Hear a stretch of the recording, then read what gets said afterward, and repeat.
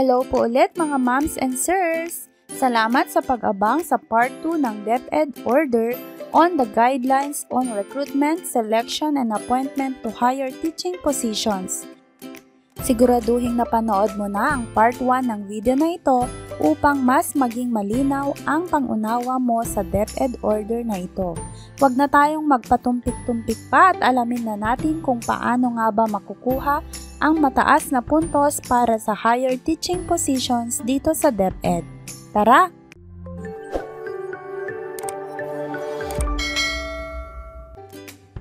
Nandito nga tayo ulit sa DepEd Order No. 20 Series 2024 na nailathala ngayong December 20, 2024. Dito na tayo sa page 13. Dumako na tayo sa mismong criteria and point system for comparative assessment. Dito sa 41, makikita na natin ang criteria para sa selection and assessment of teacher applicants for higher teaching positions. Sa A, Education. Tandaan na ang mapupuntusan lamang sa ating education ay ang mga units or degree na lampas sa minimum qualification requirements ng Civil Service Commission na tulad ng nabanggit ko sa naunang video. B. Learning and Developments, L&D or Training. Kung ano rin ang lampas sa CSC minimum qualification requirements para sa training, iyon lamang din ang mapupuntusan.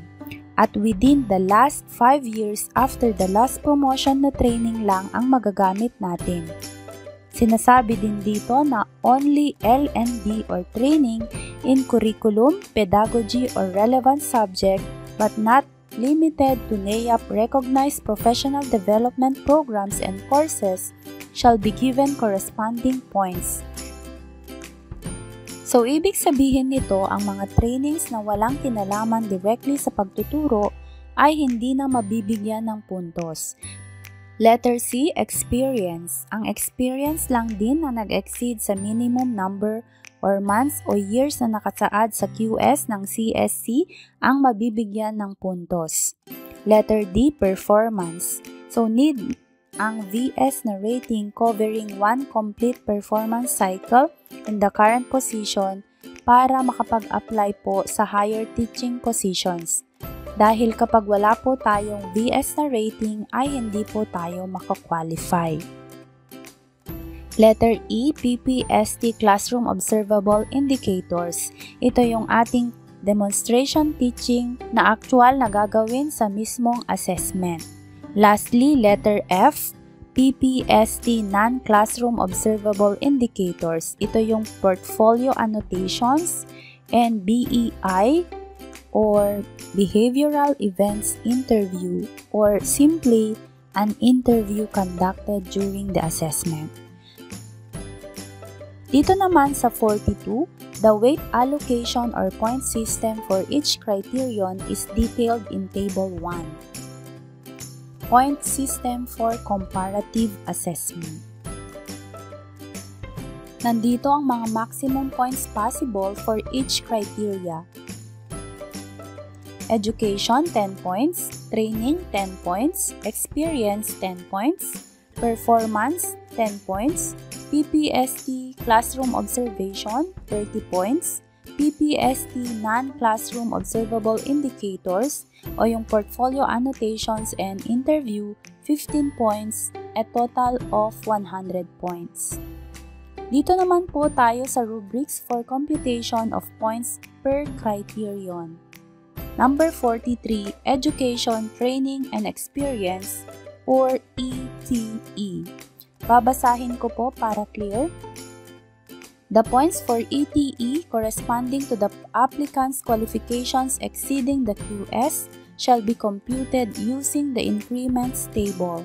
Only these qualifications that are relevant to the position to be filled shall be given points. Bago ang lahat, ipapaalala ko lang po kung ano ang increments table. Ito ay ang ginagamit na batayan para makompute ang puntos na nag-exceed sa minimum qualifications as per Civil Service Commission approved qualification standards.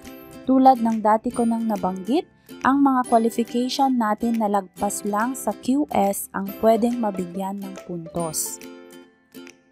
Nabanggit ko rin po sa naunang video na napakahalaga na alam natin ang QS sa ina-applyan nating posisyon.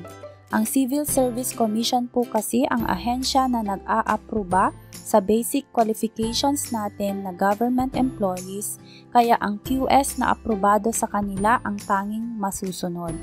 Nandito ang sample QS na galing sa CSC.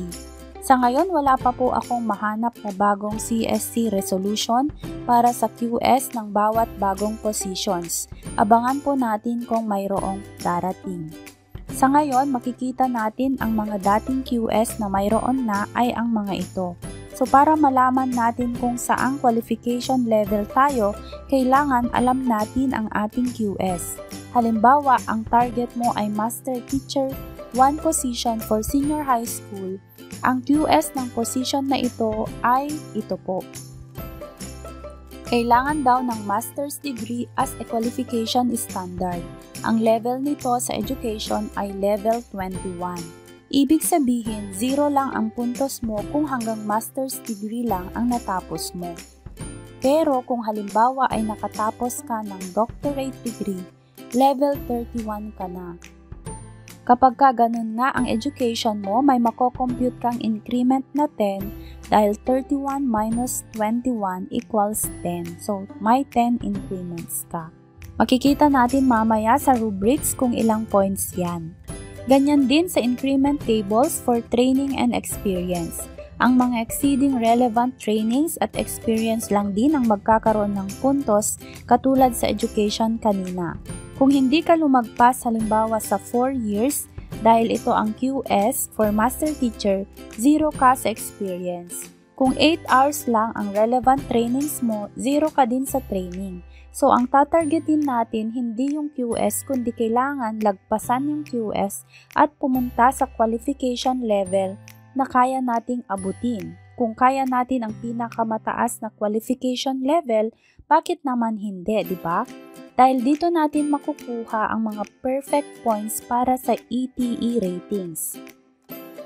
Tutukan natin ang Table 3, Rubrics for Computation of Points for Education, Training, and Experience. Tulad ng sinabi ko kanina, ang lumagpas lang sa QS ang may puntos. So dito sa rubrics, makikita na natin kung ilang points tayo sa education, training, and experience batay sa nakuha nating increments. Dito sa B, nakasaad na increment shall refer to the difference between the applicant's actual qualification level and the corresponding level of the minimum QS requirement of the position to be filled. Madali lang pong makompute ang increments, di po ba? Ginawa natin kanina. I-subtract lang natin ang qualification level natin sa CSC-QS. Balikan natin yung naunang example kanina sa education. Halimbawa, doctorate ka na at nag-a-apply ka for Master Teacher 1 ng senior high school. So, meron ka ulit level 31 na qualification level as doctorate. At 21 naman ang level ng master's degree bilang QS ng Master Teacher 1. Kaya 31 minus 21 equals 10. So based dito sa table, 10 or more increments ay 10 points. So meron kang 10 points for education if that is the case. Parehas din ang pagkuha ng increments from training and experience. Meron din po tayong illustrative examples dito sa page 18. Aralin din po natin ang mga ito kung nalilito pa po tayo kung paano makuha ang points sa ETE. Mabilisan lang. Dito sa applicant para rin sa Master Teacher 1 position, ang na-compute na increment ng education niya ay 4 increments. Kaya kung titingnan sa Table 3 rubrics, ang 4 increments sa education ay equivalent to 4 points. Sa kanya namang training, 7 increments ang na-compute mula sa trainings niya. Sa rubrics under training, ang 7 increments ay equivalent sa 6 points. Lastly, sa kanyang experience, may na-compute na 2 increments, ibig sabihin sa rubrics ay 2 points.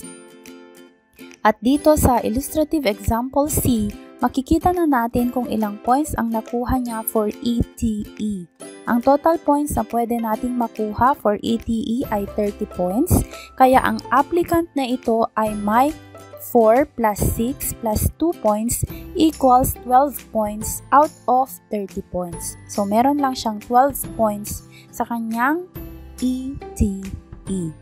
So, kailangan alam nating i-compute ito para ma-check din natin ang maibibigay na puntos ng committee. In case na may corrections, ay pwede po nating ma-check. Dito nga sa D na i-reiterate na meeting the minimum baseline QS requirements for ETE shall be given 0 points. So, talagang 0 kung hanggang QS lang ang meron tayo. Mayroon ding guidelines dito sa E para sa ETE. Dito na po tayo sa 44, performance. Dito na natin makikita kung gaano kahalaga ang IPCRF rating natin for the last rating period kapag tayo ay nag-apply for higher positions. Tandaan natin na 30 points po ito.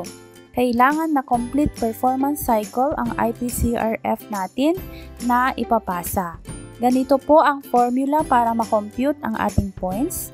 IPCRF rating divided by 5, multiply it by 30 equals the points for performance. Tulad sa halimbawa, ang 4.356 na IPCRF rating ay equivalent to 26.136 points. So, kapag 5 ka or outstanding talaga, meron ka pong automatic na 30 points sa performance. So, kung ikaw po ay outstanding at 5 talaga yung points mo sa IPCRF, meron kang automatic na 30 points sa performance criterion. O, diba, bongga? So, kailangan po talagang i-target natin ang 5 na rating sa IPCRF. Mayroon ding corresponding computation para sa mga external applicants or ang mga galing sa private schools na applicants. Dito na tayo sa 45, Classroom Observable Indicator, COI. Ito ay maipapakita sa ating teaching demonstration gamit ang nakatalagang Classroom Observation Tool para sa ina-applyan nating posisyon. So, sa bawat posisyon o career stages, may nakahandang COT rubrics na siyang gagamitin. Sa A, sinasabi dito na napili na dati ang mga COI na siyang gagamiting panukat sa mga aplikante at mapapalitan lamang ang mga ito kung may bagong issuance. Kaya dito sa Table 5, makikita natin ang mga PPST Classroom Observable Indicators na susukatin sa teaching demo. Nandito ang para sa Teacher 2 hanggang Master Teacher 5. Ang mga numero o codes na makikita dito ay ang mga codes na matatagpuan dito sa mismong PPST manual. Ito yung ipinapakita kong page ngayon. Itong mga codes naman na may asterisk ay pwede umunong palitan batay sa kung ano ang applicable sa classroom context kung saan nag-a-apply ang teacher. Dito naman sa B, nakasaad na mayroon ng nakahandang assessment tools and forms designed to facilitate the assessment of applicants' demonstration. Maa-access sa link na ito ang mga sumusunod: COT rubrics, observation notes form, rating sheet, at inter-observer agreement form. Parang ganito rin ang mga forms na ginagamit natin kapag may teaching demo sa school, pero iba lang ang mga nakaset na objectives. Tingnan natin ang mahahalagang classroom observation protocols. Dito sa general guidelines, makikita na sa 2 na there shall be 2 or 3 observers who will conduct the classroom observation and they must not be related to the applicant within the third degree of consanguinity or affinity. Next, classroom observations shall be done in actual classroom setting with learners. At sinasabi din dito na in case na hindi feasible ang face-to-face demonstration, maaaring magkaroon ng online observation. Dito sa pre-observation, kailangan na daw maisubmit dati ng applicant ang kopya ng kanyang lesson plan for reference and familiarization of the content by the observers. Sa actual observation naman, the applicants shall be observed for the entire class period in reference to the submitted lesson plan. Only observation notes form shall be brought and accomplished by the observers during the actual observation. Kasi hindi pa po pwedeng dito magre-rate ang observer. Mag-o-observe pa lang po siya. Kaya sa post-observation, dito na maa-accomplish ang rating sheet by the observers. There is a note here, only the teaching demonstration shall be rated. The lesson plan and instructional materials submitted to the observers shall only serve as reference. So, hindi dapat maging basihan ang ganda ng lesson plan o kung may mali-mali dito sa pag-rate sa mismong galing ni teacher. Ang kailangan ay tingnan nilang mabuti kung paano tayo mag-teaching demonstration, hindi yung kung gaano po kaganda ang ating prepared lesson plan. Dahil plan pa lang naman po yun, ang kailangan ay yung execution. Then, kung tapos nang mag-rate ang mga observers, saka na nila gagawin ang inter-observation agreement exercise kung saan dito na sila magdedesisyon para sa final rating ng teacher applicant. So, itong inter-observer agreement form na ang magiging final po na puntos ni teacher.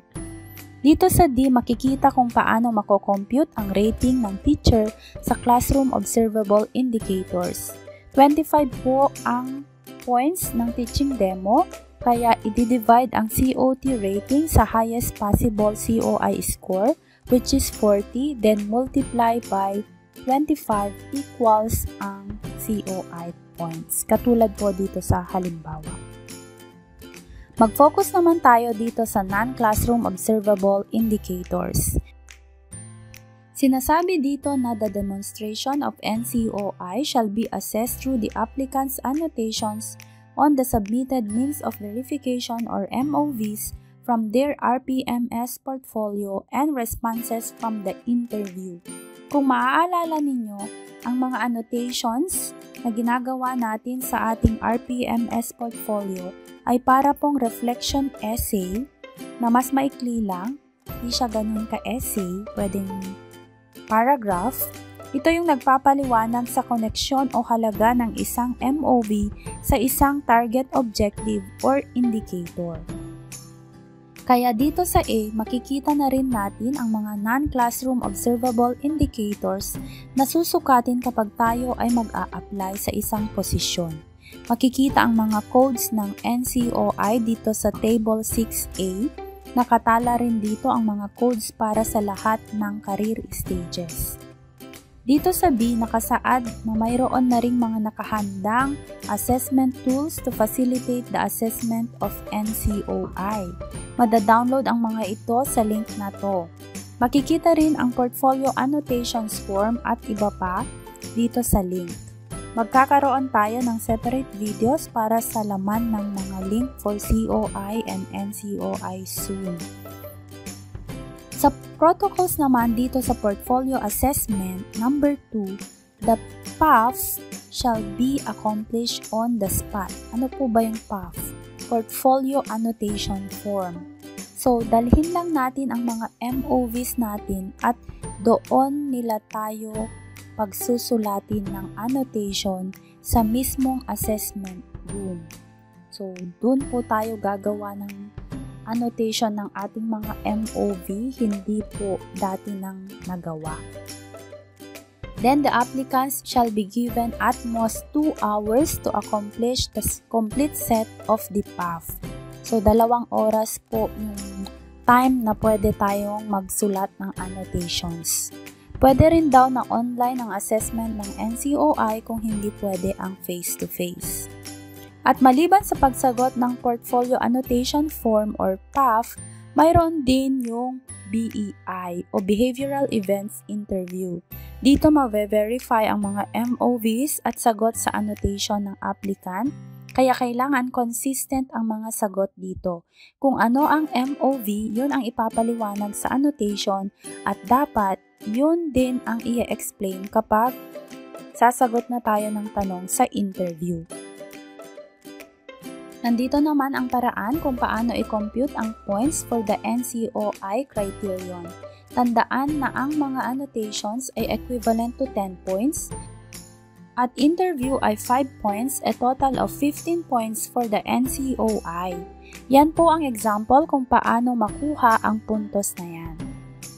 Dito na po tayo sa comparative assessment results. Dito, very clear na nakasaad na the comparative assessment result or CAR shall contain only the applicants for appointment who meet the cut-off score of 50 points based on the total scores obtained from the evaluative assessments, highlighting the top 5 ranking candidates. Ibig sabihin, kung wala kang makuhang puntos na 50 points, disqualified po tayo bilang aplikante para sa promotion on higher position na ina-applyan natin.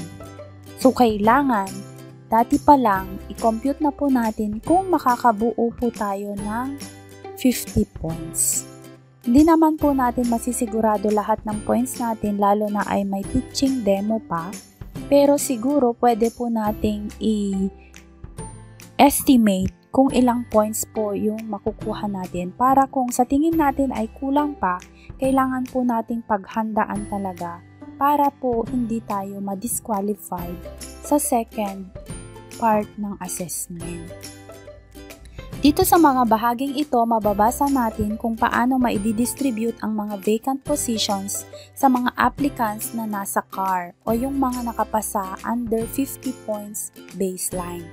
Sa mga iba pang bahagi ng DepEd order na ito, makikita kung paano maisasagawa ang pagdedesisyon sa mabibigyan ng appointment at nasa kamay ito syempre ng appointing authorities. So nakalagay din dito na in case kailangan daw ng background investigation para sa mapropromote, gagawin din po nila yan.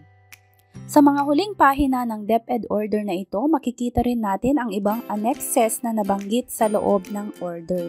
Ang mga ito ang siyang magiging official forms na magagamit for promotion for higher positions. Para sure na makapasok tayo o mabigyan ng appointment, i-target natin maging top 5. Nauna mang sinabi na promote yourself, sarili mo daw ang kalaban mo, pero in the end, makakalaban mo pa rin talaga ang mga katulad mong aplikante. In the end of the day, open ranking po ito. At sa lahat ng pag-a-apply ng trabaho, may makakatunggali talaga tayo. Kaya naman, mauna na nating paunlarin ang ating sarili pero tingnan din natin kung paano tayo makakaangat sa iba para masungkit ang inaasam nating promotion. Huwag lang pong sabihin natin na hanggang dito na lang po tayo. Kailangan itry po natin kasi para po yan sa sarili natin at syempre para po sa mga pamilya natin. Magkakaroon tayo ng iba pang videos tungkol sa promotions at iba pang DepEd policies soon kaya abang-abang. Dito na po nagtatapos ang ating video. Kung nakarating ka sa bahaging ito, maraming salamat. Pa-comment naman para ma-acknowledge ko po kayo. Huwag din kalimutang mag-subscribe at i-like. Huwag din kalimutang mag-subscribe at i-like ang video na to. I-share din sa mga teacher friends mo para updated din sila. Salamat sa pagtangkilik kay Teching Teacher. Happy Teching Day!